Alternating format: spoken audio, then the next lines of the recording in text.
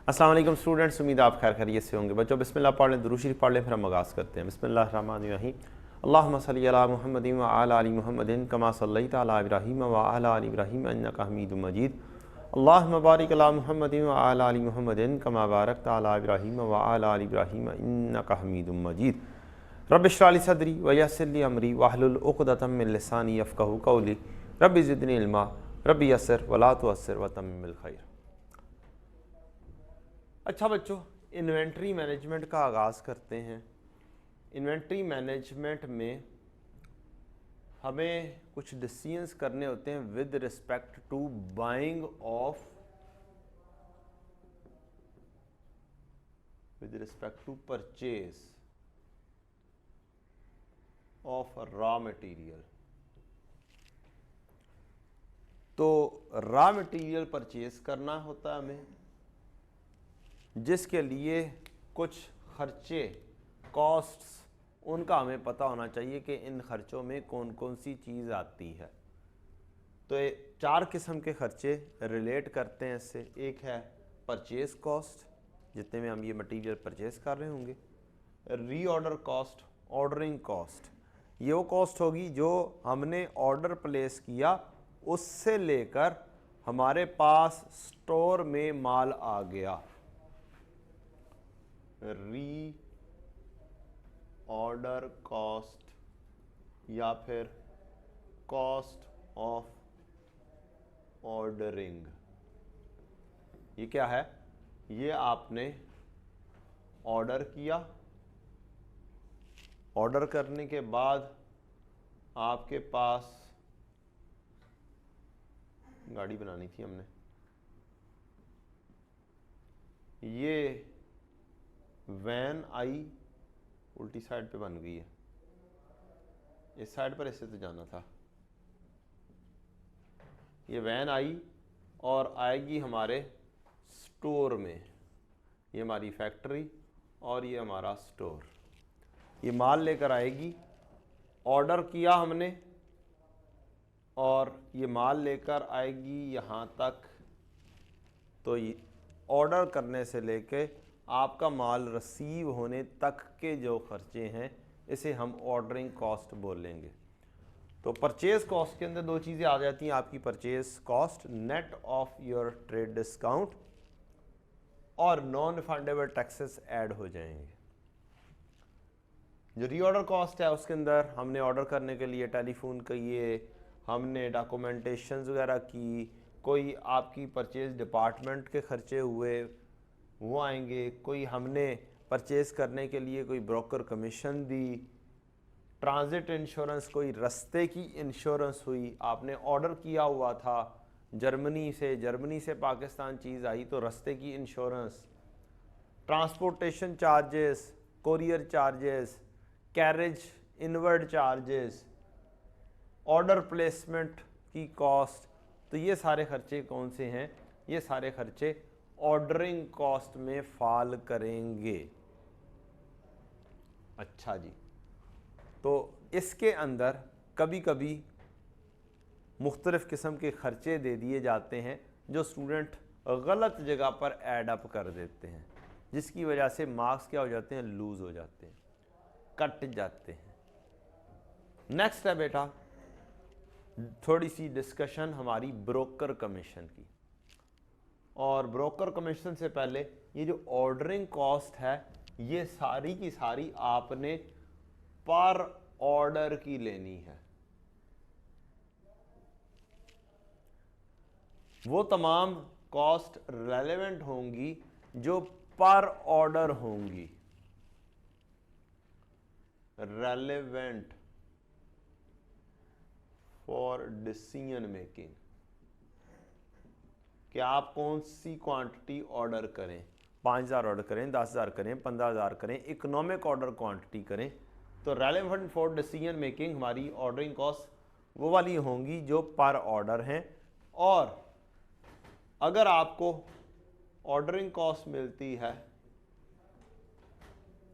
Per unit, तो ये फिर इररेलेवेंट बन जाती है for decision making, for decision making. Reason क्या है? रीज़न इसकी ये है बच्चों कि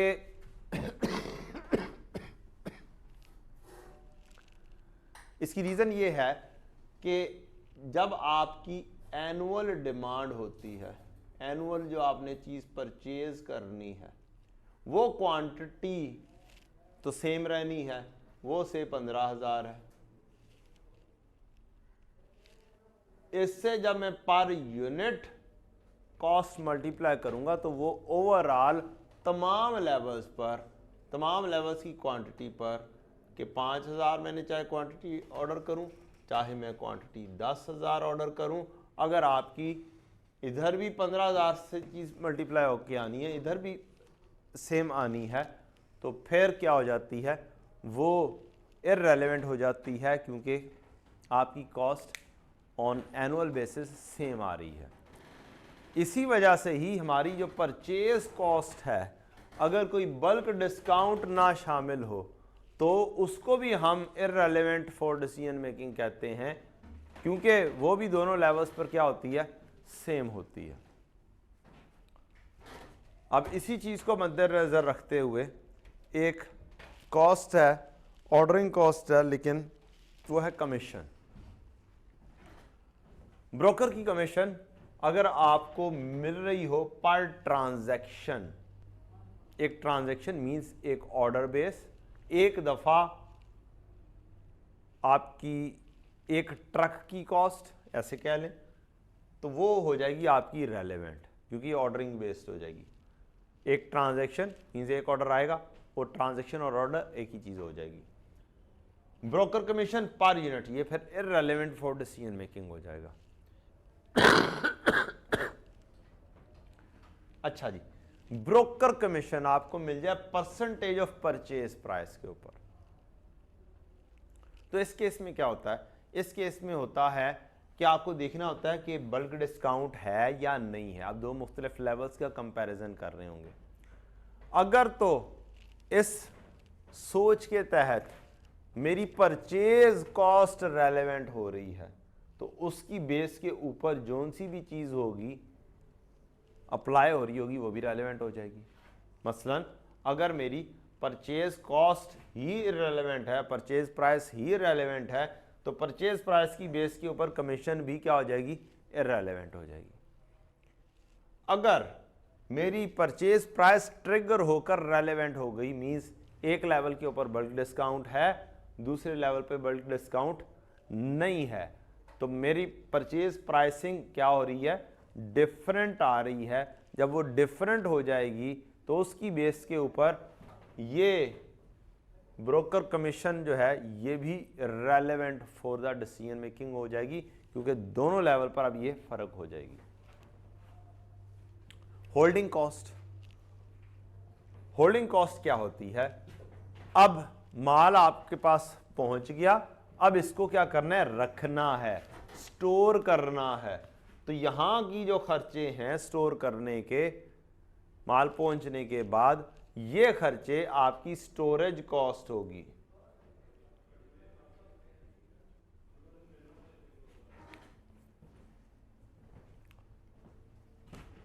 अच्छा, यहां पर मैंने एक नहीं गिनी, क्वांटिटी इंस्पेक्शन आफ्टर परचेज, ये ऑर्डरिंग कॉस्ट में नहीं गिनी थी मैंने, पढ़ाई नहीं है। ये होती क्या है, इंस्पेक्शन आप कर रहे हैं तो ये शामिल होती है ऑर्डरिंग कॉस्ट में। होल्डिंग कॉस्ट में सारे के सारे वेरिएबल खर्चे, इंक्रीमेंटल खर्चे, इंक्रीमेंटल स्टोरेज कॉस्ट लेनी है। अब स्टोरेज कॉस्ट बहुत सारी किस्म की होगी, आपकी स्टोरेज कॉस्ट रेंट भी होता है, स्टोरेज कॉस्ट,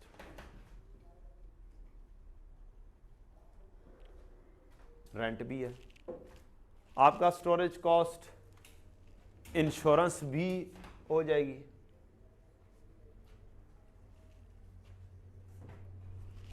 जो कि पर मंथ बेस हो सकता है हो।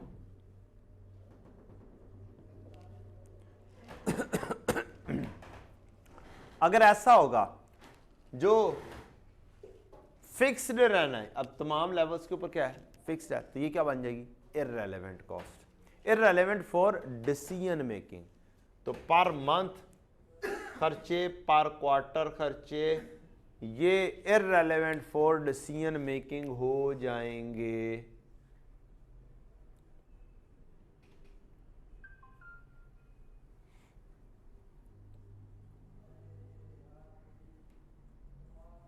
For decision making, these are irrelevant for the decision making. अच्छा बच्चों, अगर ये चीजें इररेलेवेंट हैं तो फिर रेलेवेंट कौन सी होंगी? हमेशा सिर्फ और सिर्फ इंक्रीमेंटल वेरिएबल कॉस्ट जो नंबर ऑफ यूनिट्स के ऊपर बेस कर रहे हो। इसलिए हम कहते हैं आपने होल्डिंग कॉस्ट पर यूनिट लेनी है, holding cost per unit per annum होनी चाहिए।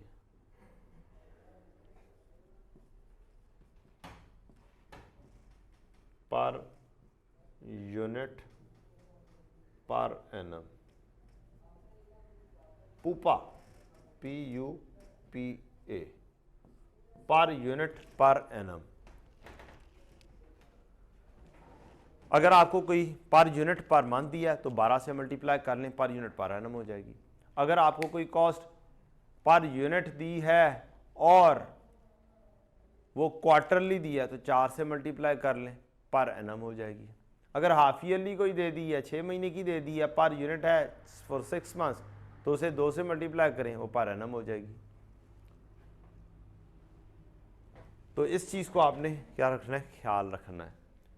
तो variable insurance cost, variable warehouse cost, variable storage cost, incremental material handling cost, handle कर रहे हैं आप, आपकी थेफ्ट ऑब्सोलेंस वगैरह हो जाती है, वो भी अगर पर यूनिट बेस हो तो वो हो सकती है।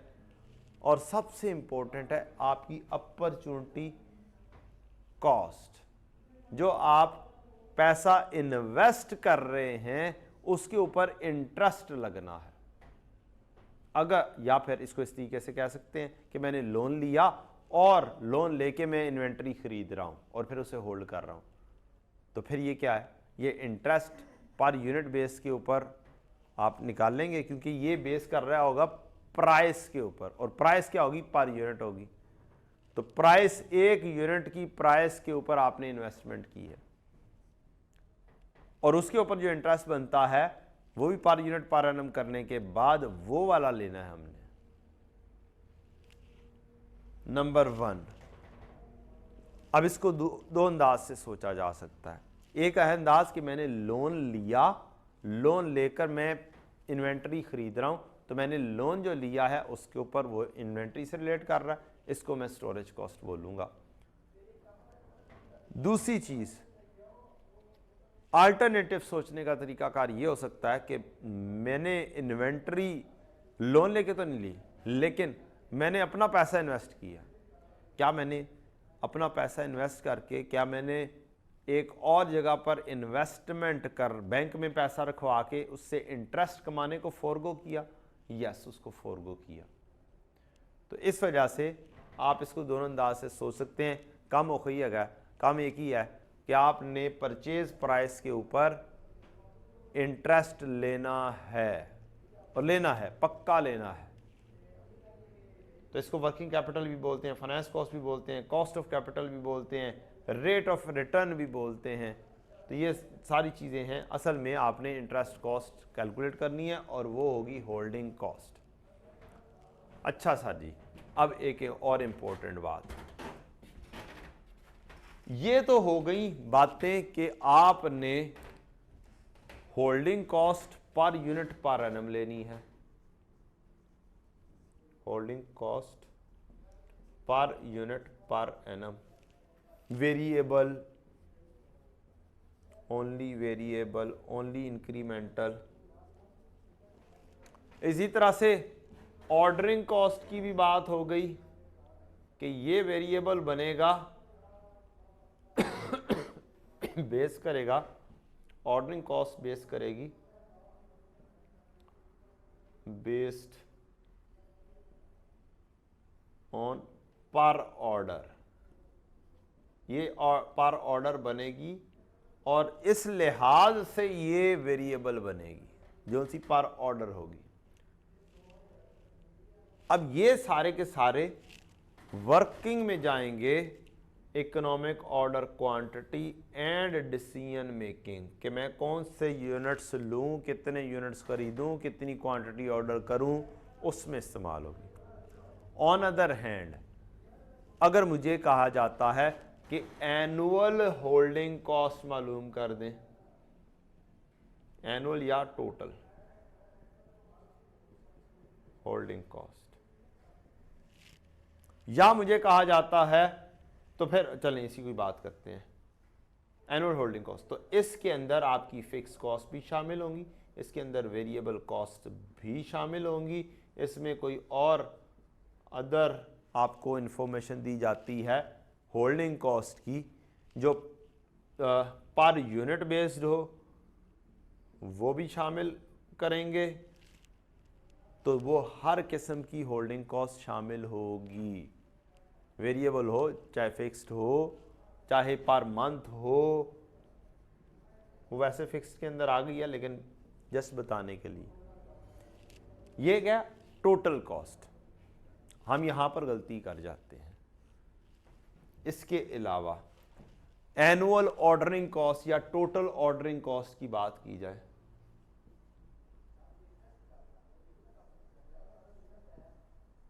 तो इसके अंदर भी पर ऑर्डर भी शामिल होगी, आपकी पर यूनिट भी शामिल होगी, कोई फिक्स्ड है तो वो भी शामिल होगी, तो सारी शामिल होंगी, तो ये टोटल ऑर्डरिंग कॉस्ट बनेगी।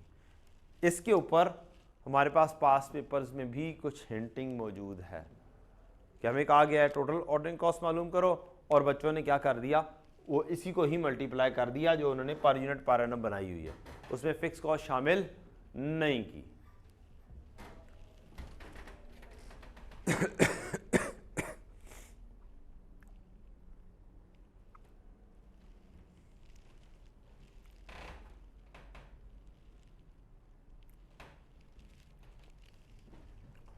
अब कुछ एक दो और इम्पोर्टेंट बातें कि आपने holding cost for decision making हमेशा कौन सी लेनी है, वेरिएबल कॉस्ट लेनी है या रेलेवेंट वो होंगी, और if we are not being told about holding cost that it is per month or per quarter, कुछ भी नहीं लिखा हुआ, जस्ट लिखा हुआ है होल्डिंग कॉस्ट, इसका मतलब ये पर एनम दी गई है। ठीक, तो क्वेश्चन साइलेंट हो तो जो सा हमारा क्वेश्चन के अंदर पर एनम का फार्मूला बनता है पर यूनिट पर एनम, तो वो वही वाली दी गई है, सही वाली दी गई है। अगर उसने वेरिएशन करना होती तो वो सही पर मंथ लिख देता, पर क्वार्टर लिख देता। Please note that in only EOQ calculation या फिर डिसीजन मेकिंग में we have to take variable holding cost. If we are required to calculate total holding cost, it would include fixed holding cost also. ये वाली बात जो मैंने अभी की है, इसका नोट लिखा हुआ। चौथी टाइप है हमारी कॉस्ट की शॉर्टेज कॉस्ट या स्टॉक आउट कॉस्ट। इसके अंदर लॉस ऑन प्रॉफिट आ जाता है, कोई हमने अल्टरनेटिव जगह के कंट्रीब्यूशन ऑन सेल किया, हमारे पास कस्टमर लेकर आया ऑर्डर और हमारे पास माल ही नहीं है, तो हमारा क्या हो गया, स्टॉक आउट हो गया। लॉस ऑन कस्टमर गुडविल है, कस्टमर की गुडविल, कस्टमर आता है हमारे पास, हम उसे नहीं देते तो वो कहीं और चला जाएगा, कंपेटिटर के पास चला जाएगा, और फिर वो हमसे हो सकता है परमानेंट स्विच हो जाए दूसरे बंदे के पास।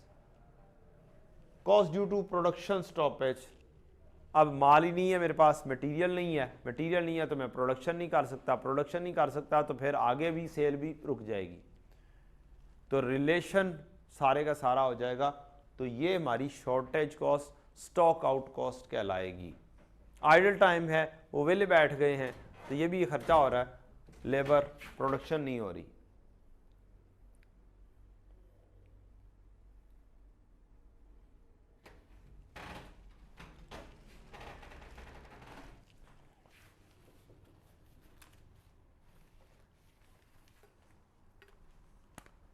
अच्छा जी बच्चों, अब बच्चों हम क्वेश्चन देखते हैं और क्वेश्चन को एनालाइज करते हैं। ऑटम 22 का क्वेश्चन,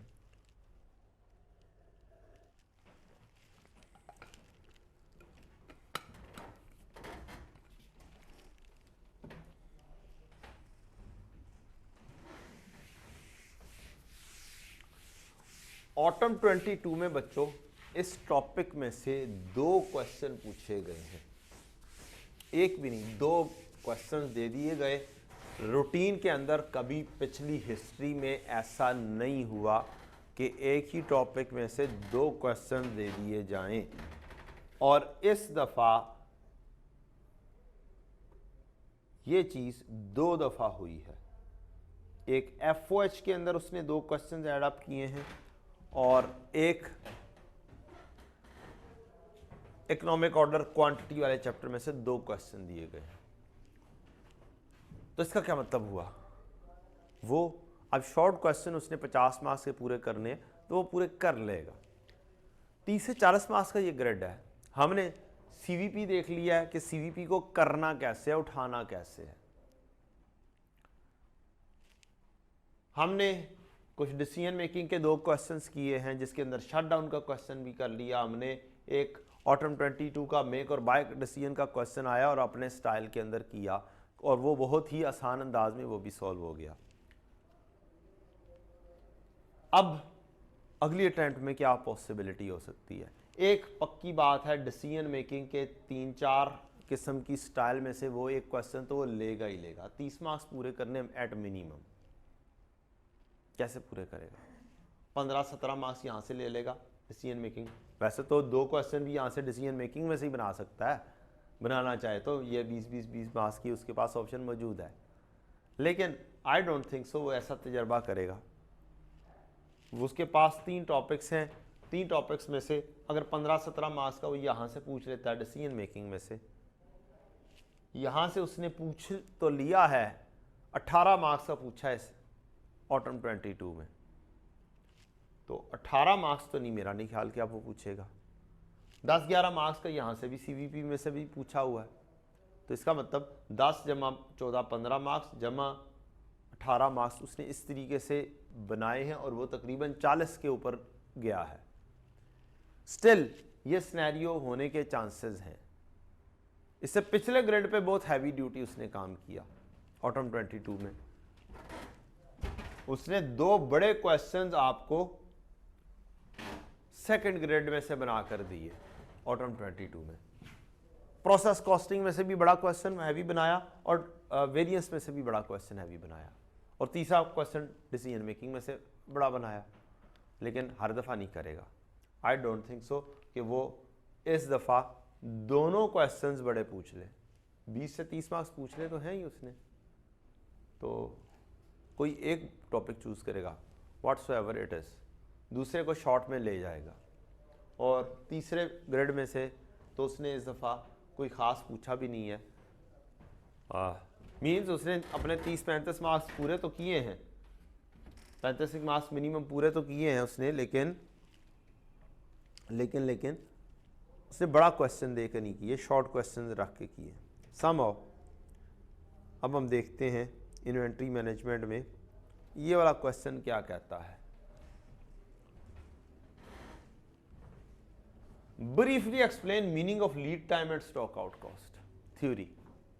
कितने मार्क्स की, 3 मार्क्स की, तकरीबन 10 से 15 मार्क्स की थ्योरी पूछी गई है, और इतने मार्क्स की वो पूछ लेता है, 10 मार्क्स तो पूछ लेता है। आपके पास आपको मैंने थ्योरी दे दी हुई है, एक अलग से चैप्टर बनाकर दे दिया हुआ है, बुक के अंदर मौजूद है।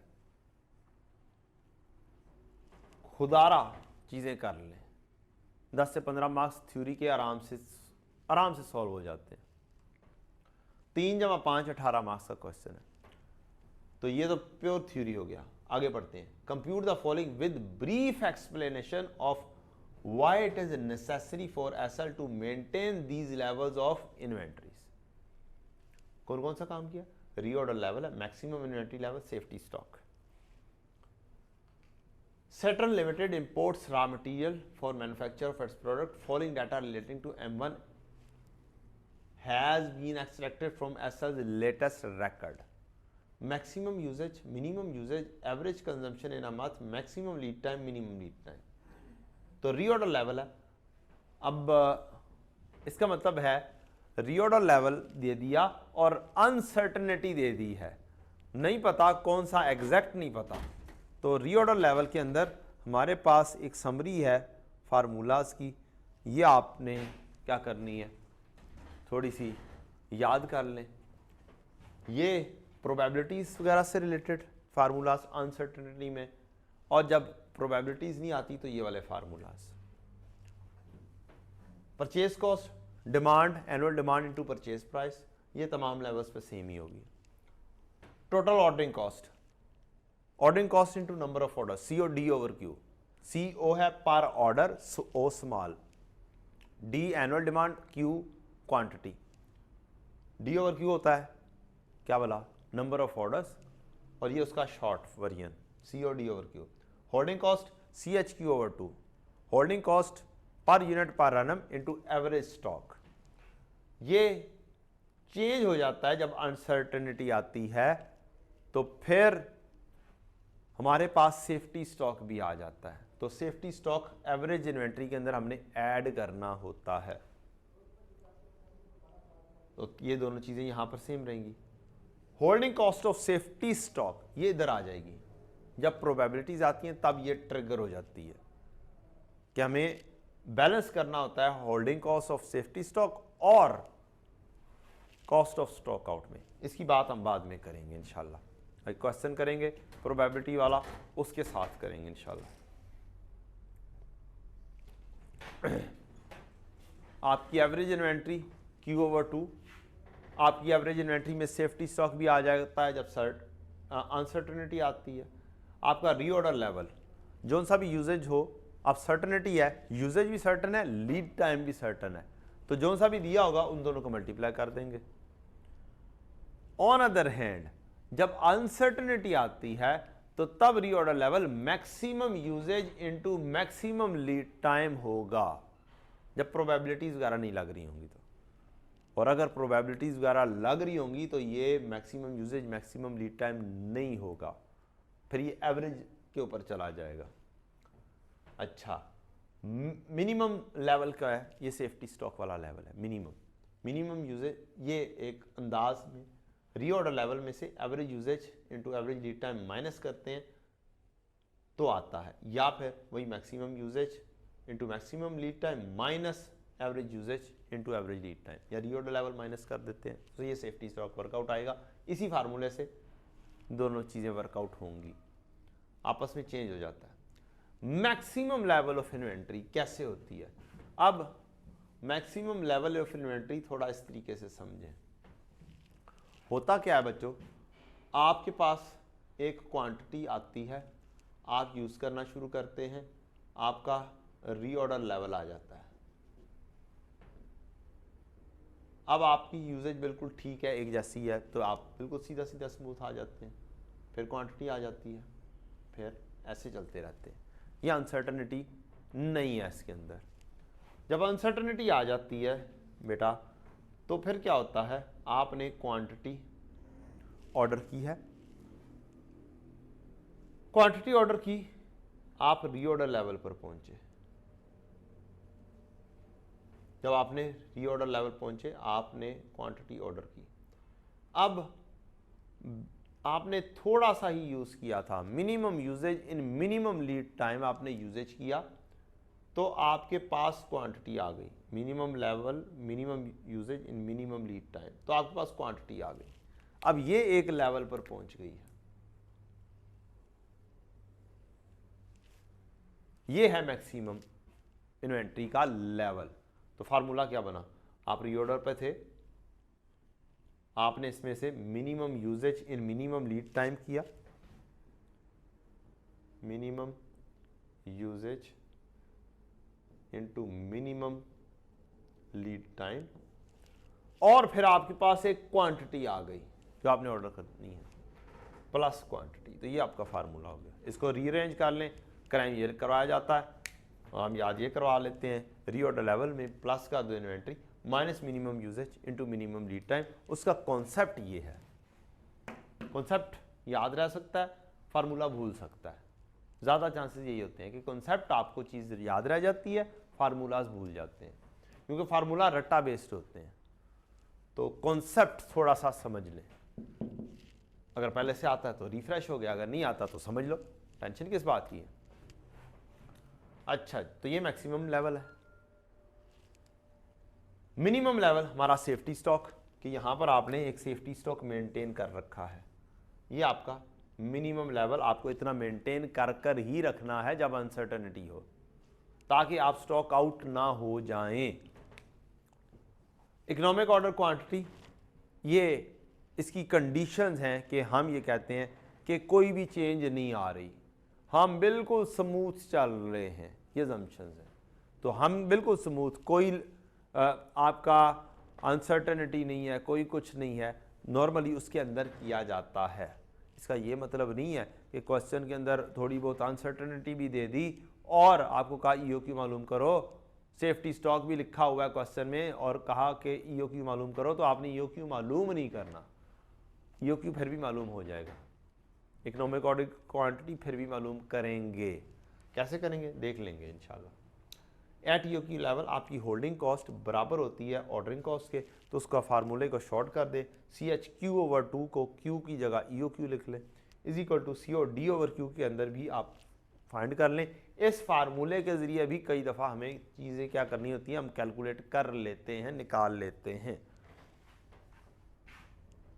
अच्छा जी, तो ये हो गए हमारे फार्मूलाज। अब हम आ जाते हैं वापस क्वेश्चन के ऊपर जो हमें कहा गया है मालूम करने के लिए।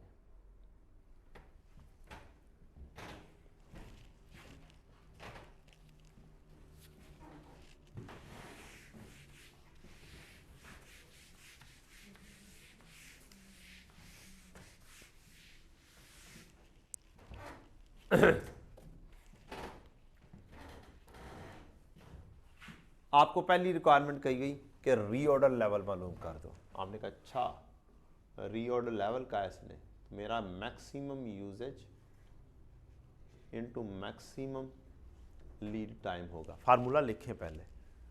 मैक्सिमम यूजेज आपका 5000 है, मैक्सिमम लीड टाइम आपका 4 है, ये आपका आंसर आ गया 20,000।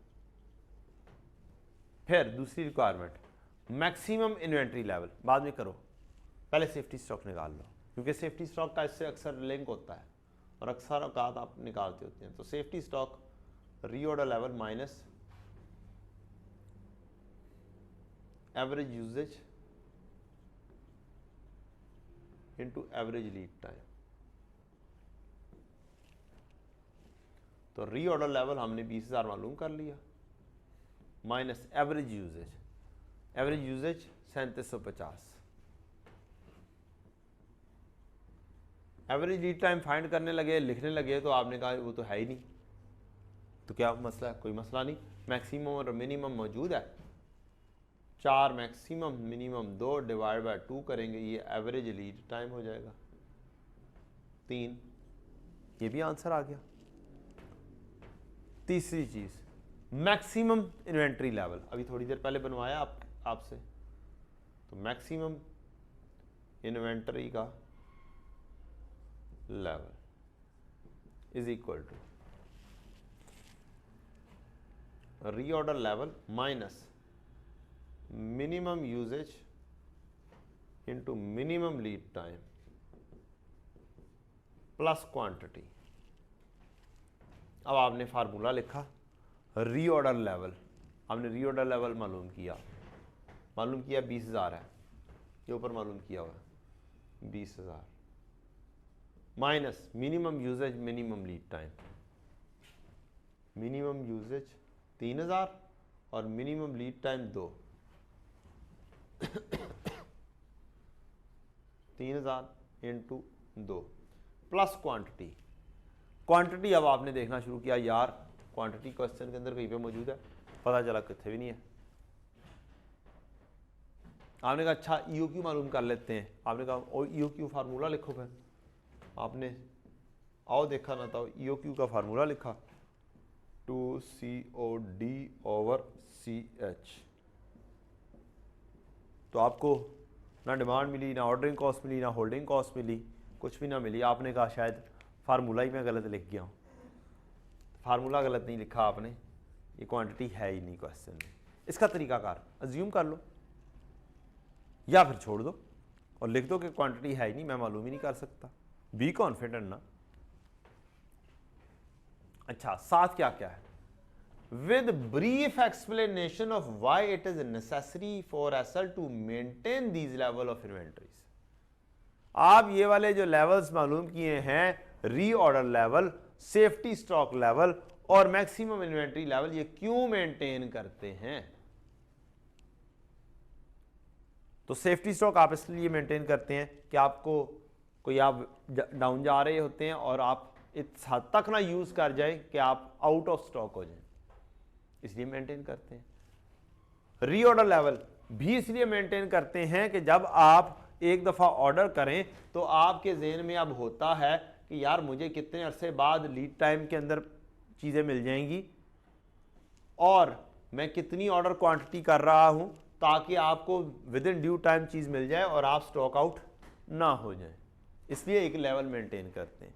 दूसरी ये चीज़ है कि आपने एक लेवल तक अपने आप को रखना है, तो जो ही वो आप डाउन होना शुरू हुआ तो आप ऑर्डर करेंगे ताकि एक सर्टन टाइम जितने में वो यूज़ होता है, जितने अरसे में बाकी की क्वांटिटी आप तक नई क्वांटिटी पहुंच जाए। तीसरी चीज़ थी हमारी मैक्सिमम इन्वेंट्री लेवल। तो मैक्सिमम इन्वेंट्री लेवल मैंने यहाँ पर आपके साथ एक ग्राफ बनाया था कि आपने मिनिमम यूज़ किया और आपके पास क्वांटिटी मिल गई। तो ये ऐसी लेवल है जिसको पार नहीं करना चाहिए। पता चले आपने क्वांटिटी अन्यवा लेकर रख ली हुई है, अब ना वो संभाली जा रही है ना ही वो बेची जा रही है, अब वो स्टॉक क्या हो रहा है? ऑब्सोलीट हो रहा है, स्टॉक खराब हो रहा है,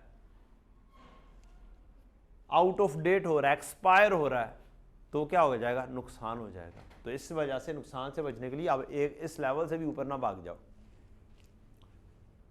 तो मार्क्स इजी थे। 3 में से लीड टाइम क्या होता है? जब हम ऑर्डर करते हैं, ऑर्डर किया और जब आपको ऑर्डर रिसीव हुआ उस दरमियान उसका टेन्योर को बोलते हैं लीड टाइम। अब एग्जामिनर कहता है कि हमने बड़ी बड़ी साइंसें देखी हैं, हमने बड़ी बड़ी साइंसें देखी हैं इस क्वेश्चन में। एग्जामिनर का सॉल्यूशन और उसकी साइंसें। एग्जामिनर कह रहा है कि जनाब reorder quantity is not available so can not be calculated. ये वाला लेवल कैलकुलेट नहीं हो सकता, बी कॉन्फिडेंट नहीं हो सकता। अब अगर बहुत ज़्यादा परेशानी है तो कुछ अमाउंट अज्यूम कर लेते और क्वेश्चन को आगे लेकर चलते। अगली चीज़ स्टॉक आउट कॉस्ट कौन सी होती है? ये जो होती है opportunity cost of running out of stock. अब हमने तो बोल दिया यार स्टॉक आउट कॉस्ट क्या होती है, बच्चे ज़्यादातर बयान कर रहे हैं इसके अंदर कि स्टॉक आउट क्या होता है। उसने पूछा स्टॉक आउट कॉस्ट क्या होती है? अपॉर्चुनिटी कॉस्ट है running out of stock. Stock out occurs when there is a demand but no stock is available. जरूरत है, चीज नहीं है, कस्टमर आया है, मैं बेच नहीं सकता। Therefore it is a loss of profit. जब आपने प्रॉफिट फॉरगोन किया, ये आपका कंट्रीब्यूशन लॉस जो किया, ये आपकी क्या है? स्टॉक आउट कॉस्ट है। मैंने जो 2-3 पढ़ाई हैं वही वाली चीजें आएंगी, आप बुलेट्स में लिख देते वही 2-3।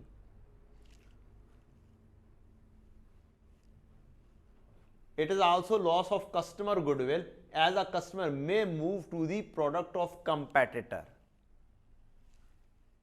If the customer is permanently lost, the stock out cost is determined using the loss of the future contribution as well. कितनी ज़बरदस्त बात लिखी हुई है, कितनी ज़बरदस्त एक्सप्लेनेशन है। बाज़ औक़ात जो बुक के अंदर, इवन स्टडी टेक्स्ट के अंदर इतनी एलेबोरेशन नहीं होती और इतनी अच्छा आंसर नहीं होता, तो समटाइम्स पास पेपर के अंदर बहुत अच्छा आंसर मिलता है। अगर ऐसा आंसर मिल रहा हो आपको पास पेपर के सॉल्यूशन में, तो उसको अपने पास लिख लिया करें, अपनी समरी नोट्स में क्या कर लिया करें? ऐड अप कर लिया करें कि यार ये ज़्यादा अच्छा आंसर है, ये ज़्यादा बेहतर आंसर है, मैं इससे याद कर लेता हूँ। तो कोई तो आप भी मेहनत कर लो ना, सारा तो नहीं टीचर ने करना। अच्छा जी, अब इस जैसे आसान क्वेश्चन में 39% रिजल्ट रहा है, 39% बच्चे पास हुए हैं। कहता है कि कुछ examinee explain the lead time incorrectly but saying that it is the time when a new order is placed और the time period between the placement of consecutive order. दो ऑर्डर्स के दरमियान का है, तो दो ऑर्डर्स के दरमियान का नहीं है ये टाइम, ये ऑर्डर करने और ऑर्डर रिसीव होने के दरमियान का है। स्टॉक आउट कॉस्ट के बारे में कहता है stock out cost was not correctly explained, सही तरह से नहीं बयान किया। Some examinee explain the meaning of stock out instead of stock out cost. तो जब आपको ऐसे आंसर मिलेंगे जो उसने रिक्वायर ही नहीं किया हुआ चीज़ और हमने गौर से नहीं पढ़ा, तो आंसर हम सवाल उसने चने का पूछा है, जवाब आप उसे दाल माश दे रहे हैं, लिखे दाल ही रहे हैं लेकिन दाल माश दे रहे हैं। उसने पूछा दाल चना क्या होती है, तो जैसा जवाब होगा तो फिर काम गड़बड़ होगा। बी पार्ट में चंद चीजें थी जो कि आसान सी थी, लेकिन आपका क्या ख्याल है, जो एक्सप्लेनेशन के ज़्यादा मार्क्स होंगे या ये कैलकुलेशन के ज़्यादा मार्क्स होंगे? आई थिंक सो कैलकुलेशन के इसमें 2 मार्क्स छुपे होंगे, या हद 5 में से 2.5 मार्क्स होंगे, बाकी का 2.5 एक्सप्लेनेशन के होंगे। तो इसका मतलब इस क्वेश्चन में रफली कम अज कम भी 5 मार्क्स जो हैं वो थ्योरी के थे।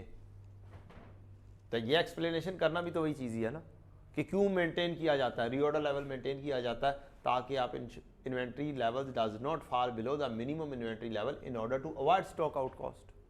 बस इतनी सी बात लिखनी थी कि क्यों मेंटेन करते हैं। सेफ्टी स्टॉक मेंटेन किया जाता है कि demand during lead time exceed expectation और there is a delay in the expected delivery time. अगर आपकी लीड टाइम लेट हो जाए या आपकी डिमांड ज़्यादा हो जाए तो आप स्टॉक आउट होके ना बैठे हो, आउट ऑफ स्टॉक होके ना बैठे हो। तो ये भी वही वाली बात है, मैक्सिमम लेवल है, इससे ज़्यादा नहीं लेके जाना। विद ये बड़ी अच्छी सी इंग्लिश है। SL should not hold inventory above this level as it will incur extra holding cost without adding any benefit to the company। बगैर कोई बेनिफिट ऐड किए क्या होगा, आपने स्टॉक हेल्ड करके रखा हुआ है, उसको कोई बेनिफिट नहीं मिल रहा। हाँ कोई बेनिफिट मिल रहा हो, कोई चीज़ आगे शॉर्ट होने जा रही हो तो फिर ठीक है, आप होल्ड करके रख लें, उसका फिर बेनिफिट होगा कि बाकियों के पास स्टॉक नहीं होगा, आपके पास स्टॉक होगा, आप चीज़ें बना के बेच भी रहे होंगे, दैट इज़ पॉसिबल, फिर बेनिफिट होगा। लेकिन यहाँ पर क्या है, विदाउट बेनिफिट आप इससे ऊपर जाएंगे तो बेनिफिट कोई नहीं होगा। लीड टाइम का 1 मार्क्स था, सिर्फ 2 मार्क्स थे स्टॉक आउट कॉस्ट के, जो कि गलत हो गई, तो बच्चों ने 1 मार्क्स ले लिया आउट ऑफ 3। रीऑर्डर लेवल मालूम करने के कितने मार्क्स, सिर्फ 0.5 मार्क्स। मैक्सिमम इन्वेंट्री के कितने मार्क्स, सिर्फ 0.5 मार्क्स। सेफ्टी स्टॉक का 1 मार्क्स, मींस इसका कैलकुलेशन का 0.5, इसकी कैलकुलेशन का 0.5 और इसकी कैलकुलेशन का 1 मार्क्स, कितने हुए टोटल 2 मार्क्स। और सारों की एक्सप्लेनेशन के हर एक के 1-1 मार्क्स। तो थ्योरी 3 जमा 3 6 मार्क्स की और कैलकुलेशन कितनी मार्क्स की, 2 मार्क्स की। अब आप सोच लें, स्टूडेंट ने बिल्कुल सही कैलकुलेशन कर ली तो भी वही परसेंटेज आई 39% वाली। क्या आपने 39% लिए, 40% मार्क्स लिए? अगर आपने 40% मार्क्स लिए तो आप फेल हुए ना। 8 में से 4 मार्क्स लेने हैं तो फिर पास होते हैं, मतलब 8 में से 4 भी नहीं लिए बच्चों ने। ये हालत है। आसान और मज़े की बात है, ये वाला क्वेश्चन एक रेप्लिका ऑफ पास पेपर था, लेकिन किस हद तक रेप्लिका था, थ्योरेटिकली भी ये वाली चीज़ें पूछी जा रही हैं, बार बार पूछी जा रही हैं, रेपिटेशन में पूछी जा रही हैं कि इसका बता दो, इसका बता दो, इसका बता दो। तो वो थ्योरेटिकली रेप्लिका होगा और मैथमेटिकली भी रेप्लिका था। एक रॉबिन के नाम से है क्वेश्चन, यस रॉबिन लिमिटेड, 2011 का।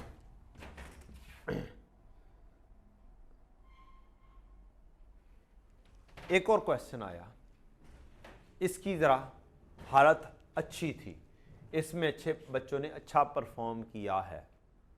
एक आसान तरीन क्वेश्चन दे दिया उसने। अच्छा जनाब, आसान तरीन क्वेश्चन को पढ़ते हैं। 10 मार्क्स का क्वेश्चन है। 10 मार्क्स के क्वेश्चन के अंदर ये ऐसा 10 मार्क्स का क्वेश्चन है जो कि 10 मिनट में हो सकता है, और ऐसा क्वेश्चन अगर आपको मिल जाता है तो आप के वारे न्यारे हो जाते हैं कि आपको 10 मिनट के अंदर आप एक क्वेश्चन सोल्व कर जाते हैं और फिर बाकी का टाइम आपका सेव हो जाता है। हालांकि इसके लिए 18 मिनट अवेलेबल हैं। पढ़ते हैं जी। Galaxy Limited is engaged in trading various consumer goods including Star One, for which demand is evenly distributed throughout the year. Okay. The present supplier of Star One offers a bulk purchase discount of 5%. Bulk discount दिया जा रहा है कितने percent? 5%. ठीक। On all orders of 20,000 units and above, which GL has been availing. इसका मतलब क्या हुआ? हम 20,000 का ऑर्डर कर रहे हैं। करना क्या? Advise whether it will be beneficial to adopt EOQ model. Okay, good हो गया। ठीक, इसका मतलब क्या हुआ? आप प्लान करेंगे। आगे करता हूं, क्वेश्चन पढ़ लूं फिर प्लानिंग बताता हूं आपको। 5% डिस्काउंट मिलता है, and which GL has been availing due to availing the bulk discount the normal transit losses has been increased from 3% to 4%। हो क्या रहा है? जब ज्यादा क्वांटिटी लेते हैं वो एक दूसरे के ऊपर रखते हैं तो वो कोई ना कोई अंदर से ना दब जाती हैं, तो लॉसेस थोड़े से हो जाते हैं ज्यादा। GL is currently evaluating to adopt EOQ model which will reduce to the transit losses to 3%। हम क्वांटिटी कम करेंगे, लॉसेस भी क्या हो जाएंगे? कम हो जाएंगे। अच्छा, अब हमने एवेल्युएट करना है। एवरेज एनुअल डिमांड 1,20,000 है। ये 1,20,000 यूनिट्स वो हैं जो गुड यूनिट्स हैं और हमने बेचने हैं या हमने यूज़ करने हैं, ख़राब वाले नहीं हैं। मीन्स एक हिसाब से आउटपुट वाले हुए कि जो यूटिलाइज होने हैं आउटपुट में।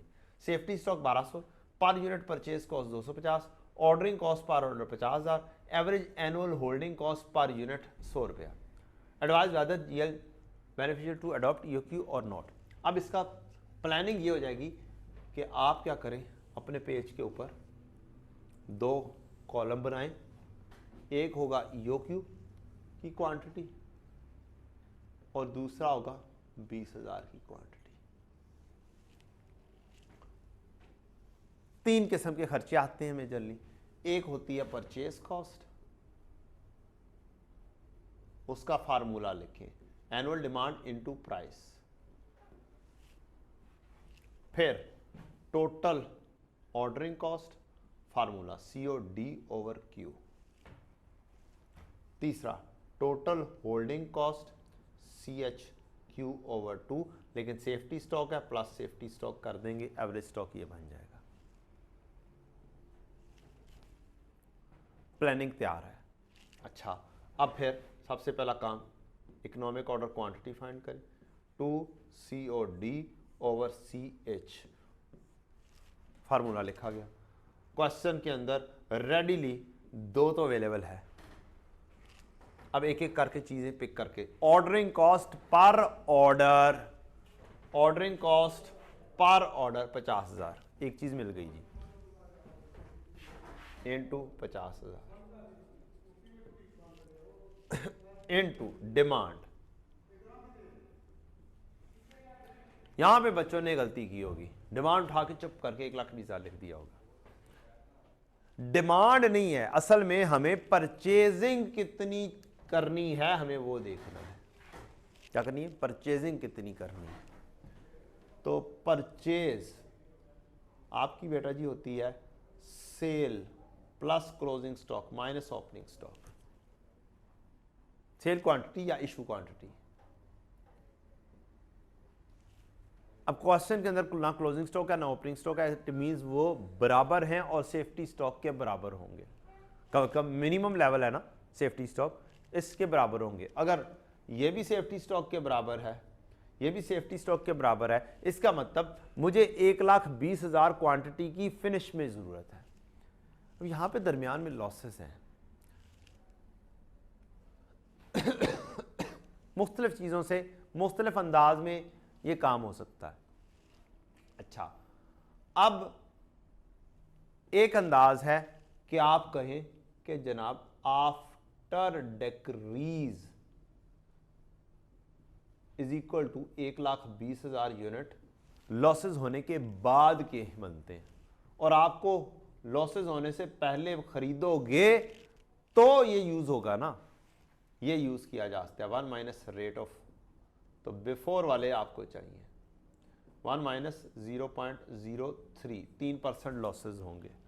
तो आपको क्या करना पड़ेगा, बिफोर डिक्रीज को चाहिए होगा आपको, बिफोर डिक्रीज। एक अंदाज है ये सोचने का। एक अंदाज रेडिली टारगेट कॉस्टिंग के अंदर बनवा कर दिया हुआ है कि टारगेट कॉस्टिंग है, उसके अंदर हमें इनपुट चाहिए होता है। इनपुट में जो फिनिश गुड का पार्ट बनना है आउटपुट, उसको डिवाइड कर देते हैं 1 माइनस रेट से, ये वही वाली बात आ जाएगी। उसी फार्मूले से ये बना हुआ है। अगर आपके लॉसेस परसेंटेज ऑफ इनपुट होंगे तब ये वाली चीज आएगी। अगर लॉसेस परसेंटेज ऑफ आउटपुट होंगे तो फिर और फार्मूला है। Losses as a percentage of input, question silent हो तो इसका मतलब लॉसेस परसेंटेज ऑफ इनपुट ही होते हैं जो बिफोर डिक्रीज के ऊपर आते हैं। तो यहां से आप करेंगे तो आपके पास एक्चुअल में इनपुट या बिफोर डिक्रीज की वैल्यू आ जाएगी 1,20,000 डिवाइड बाय 1 माइनस 0.03। आउटपुट का फार्मूला कैसे बनेगा वो भी बनवा देता हूं मैं। टारगेट कॉस्टिंग के अगर percentage loss percentage of output हो, मींस अगर कहा जाता लॉसेस परसेंटेज ऑफ 1,20,000 है जो यूज होना है, तो फिर कुछ और साइंस होनी थी। तो असल चीज है कि आपकी बिफोर है माइनस इसमें परसेंटेज ऑफ लॉस आना है इज इक्वल टू आफ्टर वाली चीज आएगी। अगर ये परसेंटेज ऑफ लॉस इसकी हो तो ये अल्टीमेटली फार्मूले में कन्वर्ट हो जाएगा। पहले वो वाला फार्मूला बनवाने लगा, ये वाला, फिर दूसरा बनवाऊंगा। परसेंटेज ऑफ आउटपुट नहीं, ये परसेंटेज ऑफ इनपुट, इनपुट या बिफोर। तो input minus percentage of input, जो भी रेट है, input into rate of loss into R is equal to after. तो फिर क्या होगा, इनपुट ले लेंगे आप कॉमन में, 1 माइनस रेट आ जाएगा और ये आफ्टर वाली चीज आ जाएगी या आउटपुट वाली चीज आ जाएगी, और ये आपका फार्मूला यही वाला बन गया। ऑन अदर हैंड, अब लॉसेस परसेंटेज ऑफ आउटपुट है, जो फिनिश का पार्ट बनना है, जो इशू हो रहा है, percentage of output percentage of issue उसकी है।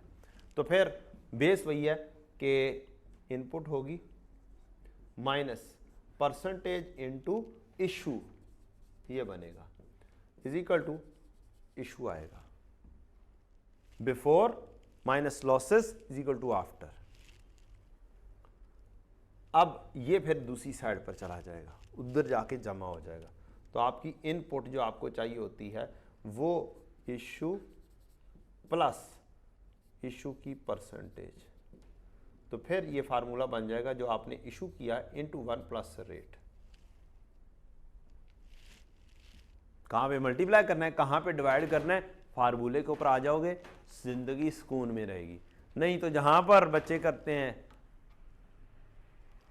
डिवाइड करना होता है उथे मल्टीप्लाई हो रहा होता है, और जिथे मल्टीप्लाई होना है उथे डिवाइड हो रहा होता है। मैंने तो फार्मूला इस वजह से बनवाए कि कुछ हमारे जीनियस बच्चे होते हैं, शहजादे बच्चे होते हैं, जो जहां पर मल्टीप्लाई करना होता है वहां पे डिवाइड करते हैं, जहां पे डिवाइड करना होता है वहां पे मल्टीप्लाई करते हैं। रीजन क्या है, रीज़न जल्दी है, जल्दी मचाना, कोई लॉजिक के बगैर काम करना, ये रीज़न है। तो मैंने रीजनिंग आपके साथ डिस्कस कर दी है और अब हम आते हैं। तो मेरे पास 1,20,000 तकसीम 1.03, ये आ जाएगा तकसीम 1.03, तकसीम 1.03 नीचे जाके आएगा, ये आ रहा है 1,23,711, 1,23,711, 1,23,711 आंसर आ जाएगा इसका। Divide by holding cost, holding cost हमारे पास आ रही है बच्चों 100 रुपये, I think so, yes 100 rupees. तो मेरे पास इकोनॉमिक ऑर्डर क्वांटिटी कैलकुलेट होकर बच्चों आ जाएगी, मैंने कैलकुलेट की हुई है 11,123 यूनिट्स, 11,123 यूनिट्स, ये मैं यहाँ पर ले लूँगा कि 11,123 यूनिट्स। अब पूरे उसके अंदर क्वेश्चन में ट्रिक की चीज़ जो है वो दो चीज़ें हैं कि एनुअल डिमांड दो दफ़ा निकलनी है, एक 4% से ग्रॉस अप करना है और एक 3% पर ग्रॉस अप करना है। तो ईओक्यू के ऊपर हमने निकाल ली है 1,23,711, ये आपकी डिमांड इनटू प्राइस, प्राइस कितनी दी हुई है हमें क्वेश्चन में 250 रुपये, कोई डिस्काउंट नहीं मिलना 250 पे, ये वाली वैल्यू आ जाएगी। दूसरे के लिए जब 20,000 की क्वांटिटी आनी है वहां पर आपकी ये वाली चीज 4% लॉसेस पर है, तो वो बना दोगे 1,20,000 तकसीम 1 - 0.04, ये एनुअल डिमांड बनेगी जो कि बनती है 1,25,000। इसको मल्टीप्लाई कर देंगे आप, 250 से नहीं करना, डिस्काउंटेड प्राइस मिल रही है इस पे, वंस अगेन वैल्यू को डिक्रीज करना है, फार्मूला वही वाला है। 250 ओरिजिनल प्राइस, इधर प्राइस अलग से कैलकुलेट कर लो ना यार, 250 इंटू 1 - 0.05, 5% डिस्काउंट के बाद, तो ये यहाँ कहीं पे मैंने कैलकुलेट की होगी प्राइस भी, कितने रुपए, एक कैलकुलेटर या इस्तेमाल किया जाए या देख लिया जाए।